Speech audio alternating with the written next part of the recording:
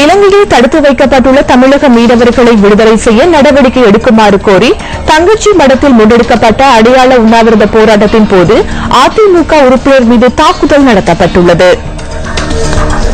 இலங்கையில் பறிமுதல் செய்யப்பட்டுள்ள தமிழக மீனவர்களின் படகுகளையும் விளக்கமறியலில் வைக்கப்பட்டுள்ள 13 மீனவர்களையும் விடுதலை செய்ய மத்திய மாநில அரசுகள் நடவடிக்கை எடுக்க வேண்டும் என வலியுறுத்தி ஒருநாள் அடையாள உண்ணாவிரத போராட்டம் நேற்று முன்னெடுக்கப்பட்டது.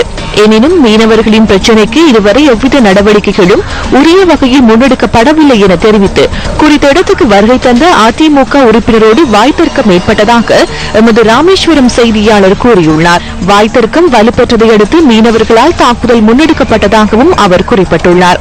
எனினும் போலீசாரின் தலையீட்டோடு மோதல் கட்டுப்பாட்டுக்குள் கொண்டுவரப்பட்டுள்ளது. இதேவேளை இலங்கை கடல் எல்லைக்குள் அத்துமீறி பிரவேசித்த குற்றச்சாட்டில் கைது செய்யப்பட்ட 4 இந்திய மீனவர்களின் விளக்கமறியல் நேற்று மீண்டும் நீடிக்கப்பட்டுள்ளது.